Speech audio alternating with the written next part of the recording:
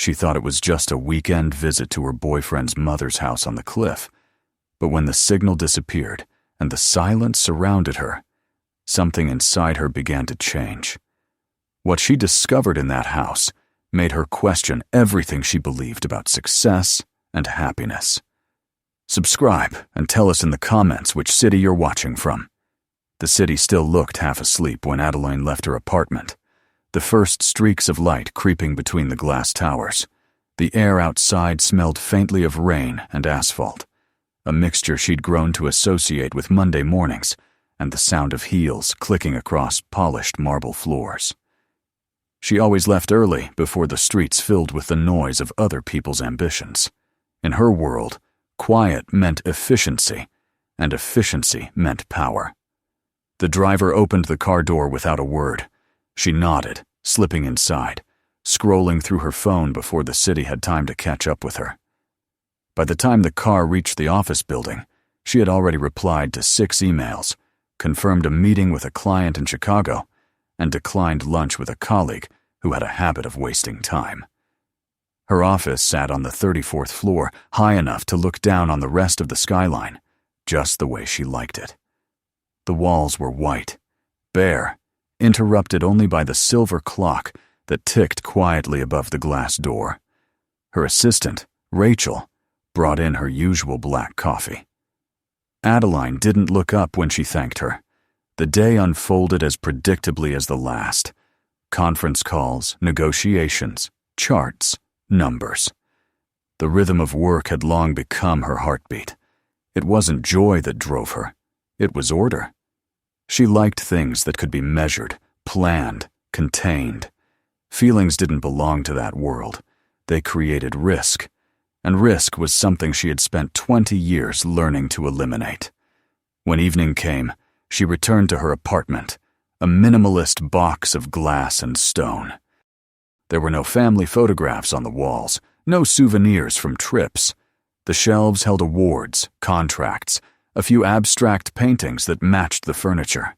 Everything was tasteful, expensive, and lifeless. She poured herself a glass of wine, sat by the window overlooking the city, and checked her messages again. No one waited for her, and she told herself that was fine. Relationships were distractions. She had seen too many people lose their focus chasing comfort. It was at a business forum 2 months later that something shifted. Adeline had been invited as a keynote speaker to discuss leadership through efficiency. She stood on stage in a dark suit, her voice steady as she spoke about productivity metrics, decision matrices, and the art of time management. When she finished, the room erupted in polite applause. She smiled, stepped down, and walked toward the refreshment area. That was when a man approached her. Tall, in a simple navy jacket, his face marked with the calm of someone who didn't hurry. "I liked your talk," he said, "especially the part about eliminating uncertainty. Though I've always wondered, what happens when uncertainty is the only thing left?" His tone wasn't mocking. It was curious, genuine. She met his gaze for a moment longer than she meant to. "Then you learn to manage it," she replied, with the faint smile she used in negotiations. He laughed softly. "Or maybe you stop trying." He introduced himself as Gabriel. He owned a construction firm based in Colorado Springs. They spoke briefly about business, then somehow drifted to other topics. Mountains, music, the places that still had silence. He didn't ask for her card, but she offered it anyway. When he finally left, she found herself oddly unsettled. In the weeks that followed, their contact grew. It began with professional emails that soon became conversations about books, about places neither had time to visit. His words carried an ease she found both frustrating and magnetic. Gabriel didn't fill pauses with noise.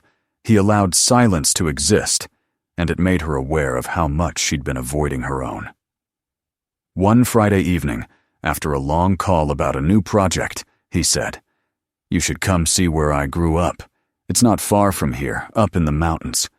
My mother still lives there." She hesitated. The invitation felt oddly personal.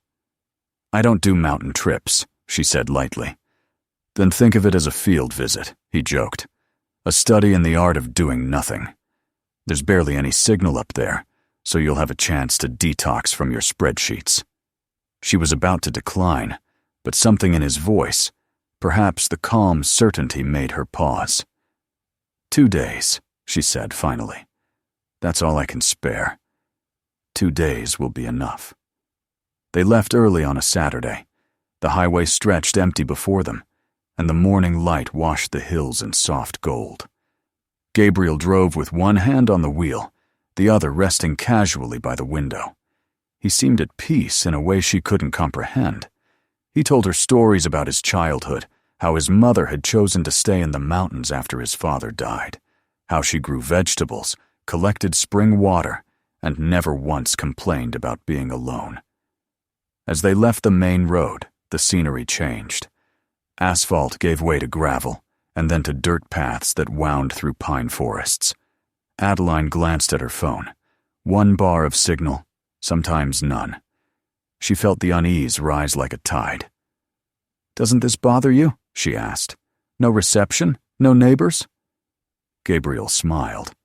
"You get used to it. You start hearing other things instead." The car climbed higher until the trees thinned, and the road opened to a plateau. Ahead stood a wooden house with a sloping roof, weathered by time but sturdy. Smoke rose from the chimney, curling into the crisp air. Beside it ran a narrow stream, its surface catching the light like liquid glass. A small garden stretched behind the house, neat rows of green, a few hens wandering near the fence. An elderly woman was waiting by the gate.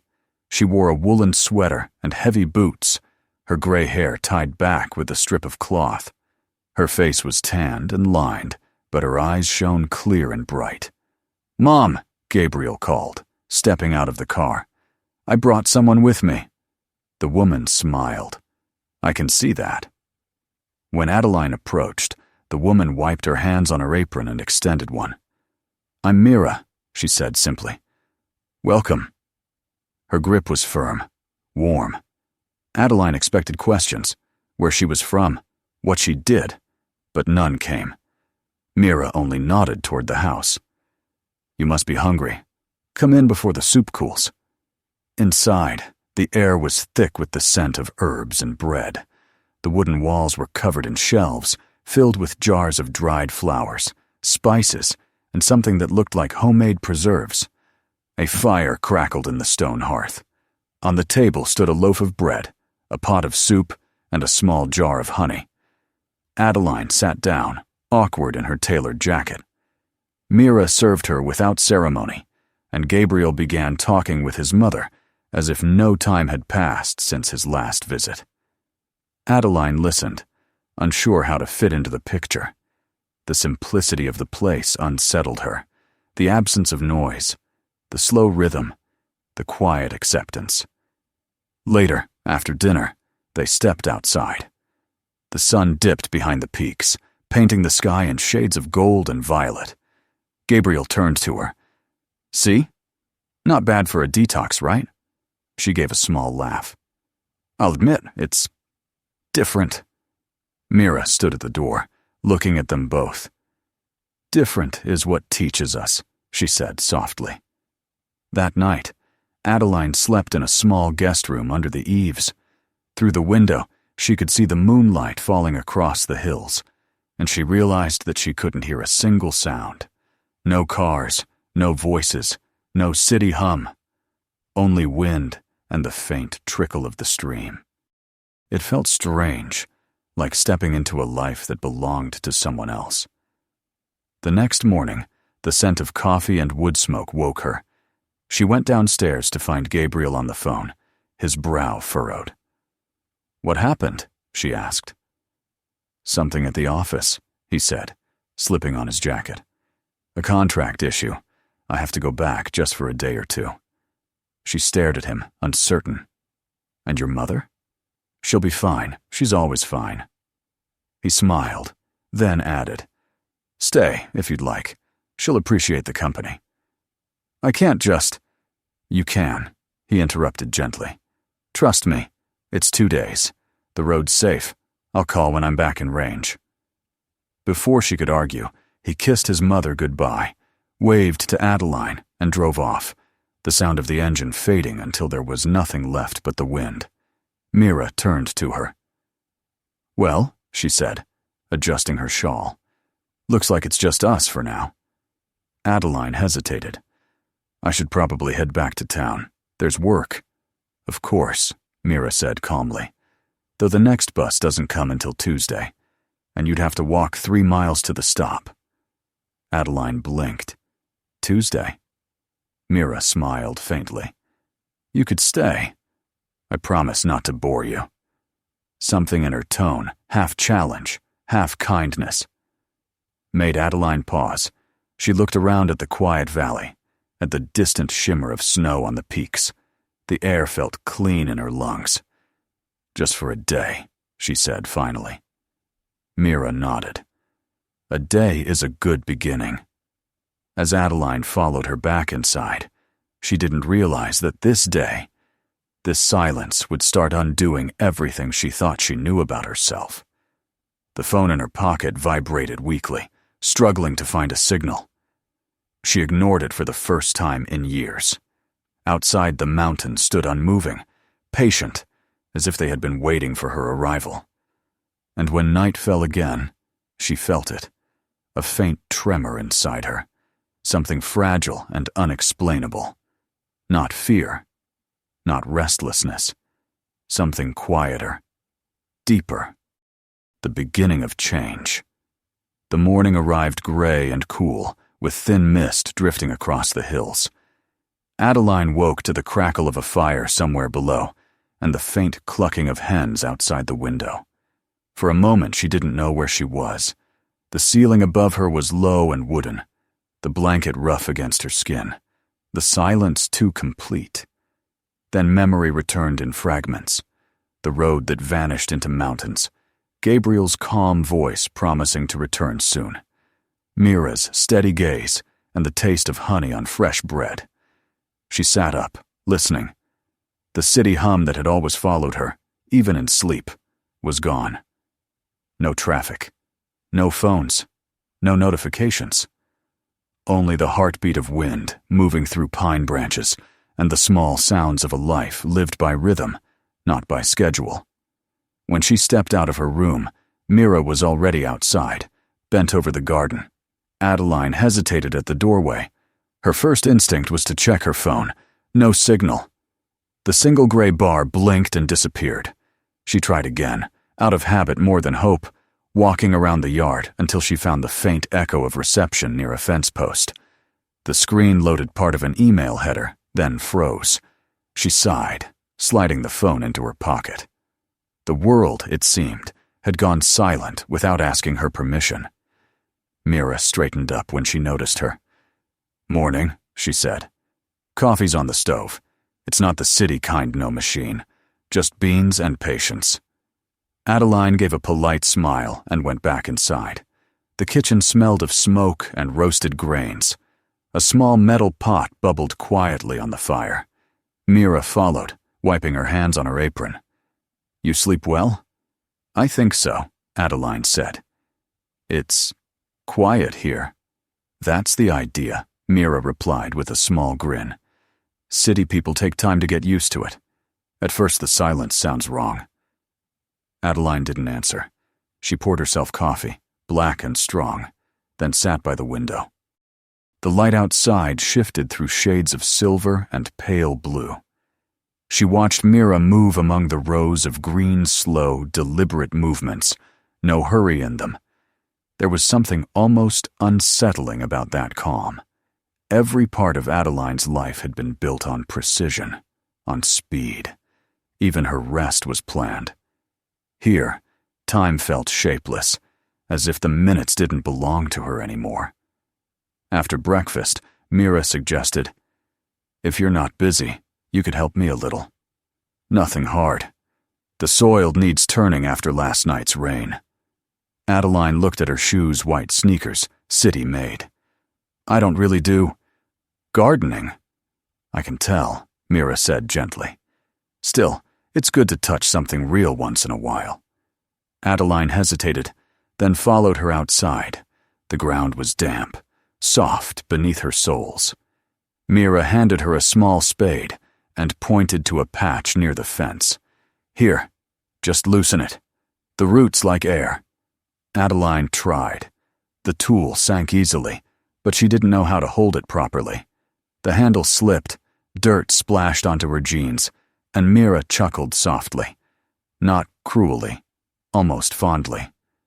You're doing fine. The earth doesn't care how clean you look. They worked for an hour.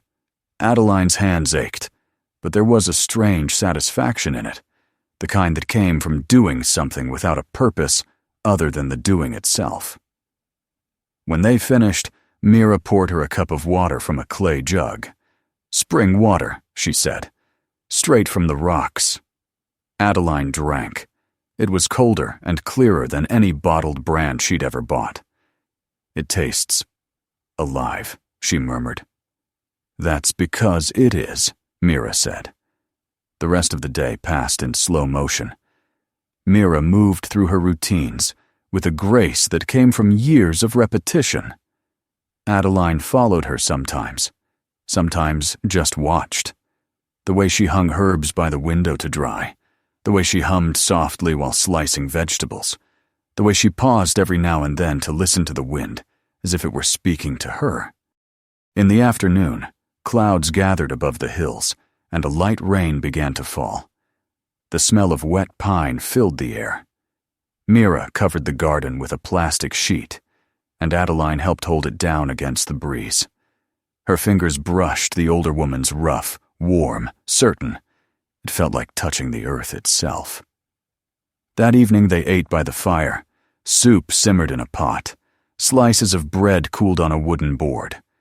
Mira poured tea made of mint and lemon balm. You remind me of Gabriel, she said suddenly. When he was young, he couldn't sit still either. Always chasing something. Adeline looked into her cup. He seems balanced now. Life teaches balance, usually the hard way. Mira smiled faintly. And you? What has it taught you? Adeline hesitated. The flames reflected in her eyes. That work saves you from thinking too much. Does it? Mira's tone was kind, but the question lingered like smoke. Sometimes it just makes the silence louder. They didn't speak much after that. Outside, the rain stopped, and the sound of dripping water filled the pauses between their breaths. When Adeline went to bed, she lay awake for a long time, staring at the shadows moving on the ceiling. Her phone was beside her, lifeless. For years she had measured her worth in messages, in numbers, in replies. Now there was nothing.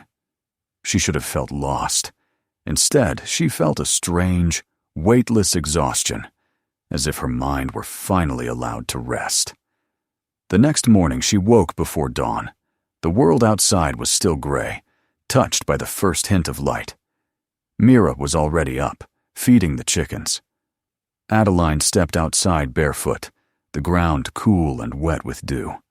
Her breath came out in small clouds. From the east, the sun began to rise, slow, majestic, silent. The light touched the peaks first, turning them gold, then slid down to the valley where the stream caught fire in reflection. Adeline stood watching, unmoving, her hands wrapped around herself. She couldn't remember the last time she had seen a sunrise without a deadline waiting behind it. Mira noticed her and waved. You're up early. The mountain woke you.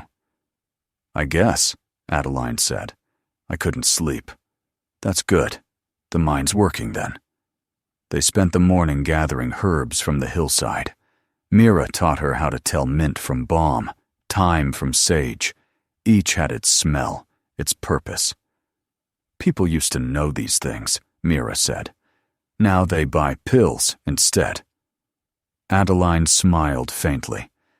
You sound like someone who doesn't like progress. Oh, I like it fine, Mira said. As long as it doesn't take away what matters.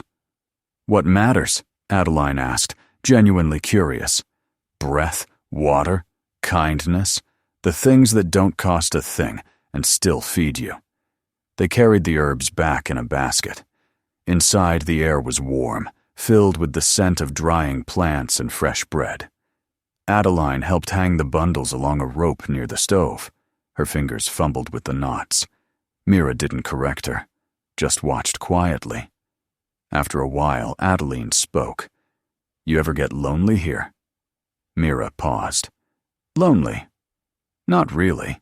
The world's still here. Birds, trees, the wind. They talk if you listen." Adeline thought about that for a long time.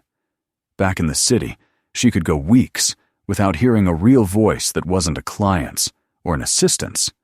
Surrounded by people, she had never felt so alone. Here, in this silence, the loneliness felt cleaner, almost like air after a storm. That evening, after they had eaten, Mira lit the oil lamp on the table. The yellow light softened her face, deepening the lines around her eyes. "You're used to everything being planned," she said. "Even your rest." Adeline nodded slowly. "It's how things work." "Maybe. But sometimes the best things happen when you stop managing them." The words lingered long after they went to bed. Outside, the mountains lay under a blanket of stars, vast and indifferent. Adeline lay awake again, but it was different this time. The silence wasn't empty anymore. It was full of distant sounds, the slow rush of the stream, the creak of wood, the occasional flutter of wings. She closed her eyes and felt the rhythm of her own breath merge with the quiet around her. On the second evening, as dusk settled, she sat by the door alone. Mira was inside finishing the tea. The sky burned orange, fading into the deep blue of night. Somewhere in that stillness, something inside Adeline shifted. She took out her phone again, watched the blank screen, then pressed the power button and held it until it went dark. For the first time in her adult life, she didn't care if anyone reached her. The world could wait. When Mira joined her, they sat together without speaking. The air was cool, filled with the smell of pine resin and damp soil. Finally, Mira said, "When the noise leaves, it's easier to hear what's true." Adeline didn't answer, but a quiet tear slipped down her cheek. She didn't wipe it away. That night, she dreamed she was walking through water, clear, cold, endless. Each step washed something away. The meetings, the phone calls, the constant hum of urgency. When she woke before dawn, she didn't know if the sound she heard was the stream or her own heartbeat. She only knew that it was real. By the time the sun rose, she had decided not to leave that day. Maybe one more morning, she told herself. Just one more. She helped Mira prepare breakfast, laughed clumsily when she dropped a cup, and found herself humming without realizing it. The air smelled of wet earth and smoke. The mountains stood unchanged, but she was not the same. When the third morning came, and the faint roar of a distant engine reached them from the valley road, Adeline felt something tighten in her chest. Gabriel was returning.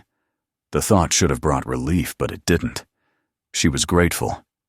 Yes, but part of her wished he'd been delayed just a little longer.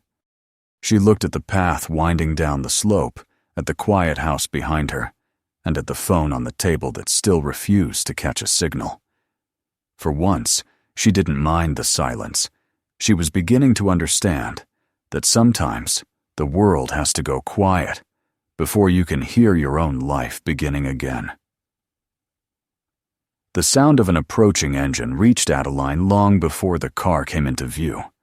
It echoed faintly through the valley, breaking the hush that had wrapped itself around the house like a spell. She stood by the fence, her hands resting on the worn wood, and watched the narrow mountain road wind up between the pines. The air smelled of wet earth and smoke from the morning fire. Beside her, The small stream ran clear and restless, its surface trembling under the first touch of light. When Gabriel's car finally appeared around the bend, she felt something tighten in her chest. An unexpected reluctance, almost sadness, as though the silence she had learned to live in were about to be taken away. Mira was the first to speak. "He's back," she said simply, wiping her hands on her apron. Her voice held no surprise, only quiet certainty, as if she had always known exactly when he would return. She stepped forward as the car stopped near the house. Gabriel got out, smiling, dust on his shoes, and a faint weariness in his eyes. "I told you it would only be a couple of days," he said, looking at his mother first, then at Adeline. "You managed to survive the wilderness?" Adeline almost laughed, but didn't. "Barely," she said instead. "Your mother worked me harder than any of my employees ever have." Gabriel's gaze softened as he took in her appearance. The rolled-up sleeves, the faint streak of dirt on her wrist, the loose strands of hair that had escaped from her braid. There was something different in her posture, too, something quieter, unguarded. He turned to his mother. "You've converted her already, haven't you?" Mira only shrugged. "I didn't do anything. The mountains did." They went inside, and the warmth of the fire greeted them. The house looked the same, but felt different now, less foreign, more lived in. Adeline noticed the way her coat hung on a hook by the door, as if it belonged there. The table was set with fresh bread, honey, and a pot of tea that steamed gently in the air. They sat together, and the conversation moved easily, the way water moves around stones. Mira told Gabriel about the garden, about the fox she'd seen near the coop, about the rain that had helped the soil. Adeline listened, nodding, her hands around a clay cup that had become familiar to her. When they finished eating, Gabriel stood and stretched. "I should check the car before we go. The road's rough after the rain." The words hit her harder than she expected. She had known they would leave soon, but hearing it aloud made it real. She looked out the window at the mountains. The light shifted across their slopes, bright one moment, shadowed the next. The idea of going back to the city, to the endless noise and movement, felt strange now, almost impossible. Mira seemed to sense it. She touched Adeline's hand lightly. "You'll come back," she said. It wasn't a question. Adeline smiled faintly. "You sound very sure of that." "I am. Once a place teaches you how to breathe, you never forget it." Before they left, Mira went to the cupboard and returned with a small jar of honey and a smooth gray stone from the riverbed. She pressed them into Adeline's hands. "For your desk," she said, "to remind you where the water is real."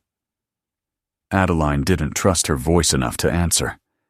She only nodded, then stepped outside. Gabriel was loading the car. The engine idled softly, waiting. She turned for one last look at the house. The wooden walls, the smoke curling from the chimney, the sound of the stream that had sung her to sleep for 2 nights. The air was cool against her face, and she breathed it in deeply, letting it settle inside her like something precious. The drive down the mountain was quiet. Gabriel glanced at her a few times, but she didn't speak. She watched the scenery pass, the tall pines bending toward the road, the ribbons of mist clinging to the valley, the scattered farmhouses that looked almost unreal after so much solitude. The closer they came to the city, the louder the world became. Traffic hum replaced birdsong, billboards replaced sky. Her phone, forgotten in her bag, began to vibrate as it caught the network again. Messages poured in, one after another, a stream of demands, reminders, appointments. She stared at the screen for a long time before turning it face down on her lap. Gabriel noticed. "That's the sound of the city calling you back." "It sounds like noise," she said softly. He smiled, eyes still on the road. Then maybe you're hearing it properly for the first time. When they reached her apartment building, the contrast was jarring. Glass, steel, the rhythm of footsteps and horns. Adeline looked up at her window high above the street and felt a strange sense of detachment, as if she were watching someone else's life. Gabriel helped her carry her bag to the door. "Thank you for staying," he said. It meant a lot to her. "It meant something to me, too," Adeline admitted. "More than I can explain." He gave a small nod. "Take care, Adeline." "And you," she said, and watched as he walked back to the car and drove away, disappearing into the blur of traffic. Inside, the apartment greeted her with silence of a different kind, an empty, sterile quiet. She placed her bag on the counter, turned on the light, and looked around. Everything was exactly as she had left it, but she felt as though she were seeing it for the first time. The polished glass table, the cold white walls, the untouched bottle of wine by the sink, all of it looked like a stage set for a life that no longer fit. She opened the curtains. The city stretched below, 1,000 windows reflecting the afternoon sun. Somewhere out there, meetings were beginning. Deals were being made. Time was being spent with surgical precision. But for the first time in years, she didn't feel the pull to rejoin it. She unpacked slowly. Clothes, laptop, charger. Then, from the side pocket of her bag, she drew out the jar of honey and the small river stone. She placed them on the table by the window. The honey caught the light, glowing amber, alive. The stone, smooth and gray, seemed to anchor it there, as if the mountain itself had found a way into her home. She stood for a while, just looking at them, until her reflection in the glass faded behind the glow. Later that evening, she opened her laptop out of habit. The screen blinked to life, filling with emails and tasks, deadlines, forecasts, meetings. She stared at the words without seeing them. Then she closed the laptop gently and pushed it aside. The silence that followed wasn't empty anymore. It was full of space, like the valley between mountains. She went to the kitchen, boiled water, and made tea with the herbs Mira had packed for her. The scent filled the room, mint and lemon balm, sharp and calming at once. She sat by the window with her cup and watched the light fade from the sky. The days that followed were both familiar and changed. She returned to work, attended meetings, smiled at clients, said the right things. But beneath the practiced rhythm, something had shifted. She no longer felt the urgency that had once defined her. When her assistant asked if she wanted to add another meeting to her calendar, she shook her head. "No," she said quietly. "Leave some space." On the weekend, without really deciding, she walked to the farmer's market near the river. The air smelled of bread and fresh vegetables. She stopped at a stall where an old woman sold potted herbs. "Mint or thyme?" the woman asked. Adeline looked down at the small green plants and smiled. "Both," she said, and carried them home. On her balcony, she arranged them carefully near the sunlight. The city noise still drifted up from below, but she didn't mind. She knelt beside the pots, pressing her fingers into the soil. It was cool and grainy, and for a moment, she felt the same quiet joy she had felt, turning the earth with Mira. In the following weeks, her routines began to change. She woke earlier, made coffee slowly instead of rushing through it, sometimes took the long way to work just to watch the morning light over the river. Her colleagues noticed, but didn't understand. They said she seemed different, calmer. She only smiled. At night, instead of answering emails, she read. She found herself drawn to books about places, about stillness, about people who had learned to live simply. The world she had built before still existed, successful, admired, but it no longer ruled her. One evening she invited Gabriel for dinner. He arrived in a clean shirt, looking slightly out of place in her modern apartment. They ate at the small table by the window, the city lights flickering beyond. She poured him tea from Mira's herbs. "You brought the mountains with you," he said, inhaling the scent. "They refuse to stay there," she replied. They talked for a long time, about work, about Mira, about the way things changed without warning. At one point, Gabriel said, "She liked you, you know." She said, "You listen with your eyes." Adeline smiled. "She taught me how." When he left later that night, she stood by the window again. The jar of honey glowed softly under the lamplight. The stone lay beside it, unmoving, eternal. She realized she hadn't checked her phone for hours. She didn't need to. Everything that mattered was already here, in the smallness of the moment, in the stillness she had finally learned to let in. Weeks later, as spring melted into early summer, Adeline returned to the mountains. The road was easier this time, familiar. When she reached the house, Mira was outside, cutting herbs.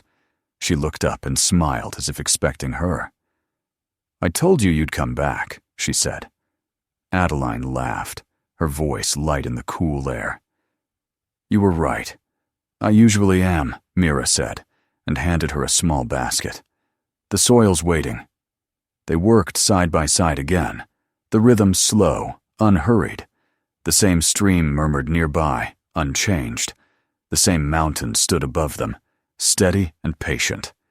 But inside Adeline, everything was new. She no longer felt like a visitor or a stranger. The silence no longer frightened her. It welcomed her. That evening, as the sun sank behind the ridges, she sat outside with a cup of tea. Mira hummed softly beside her, a melody that rose and fell with the wind. Adeline closed her eyes and breathed in the scent of pine, smoke, and earth. The world no longer needed to prove anything to her. Success, control, status, they all seemed like shadows now, fleeting and insubstantial. What remained was something smaller and infinitely larger at once, the steady pulse of life that had been there all along, waiting for her to notice. In the fading light, she thought of the woman she had been, the one who lived by the clock, who mistook noise for purpose. That version of herself felt distant now, like an old photograph in a drawer. She smiled to think how little it had taken to change everything. 2 days without signal, a handful of soil, the kindness of a stranger who lived close to the sky. When night came and the stars appeared, she didn't feel the need to capture the moment, to save it or name it. She simply sat there, listening to the whisper of the water below, and felt the truth of what Mira had once said, that when the world grows quiet enough, you can finally hear who you are. If this story spoke to you, make sure to subscribe so you don't miss the next one. Take a moment to watch the other stories waiting for you. Each one holds something worth feeling. And don't forget to share this video with someone who needs a quiet reminder that change begins within.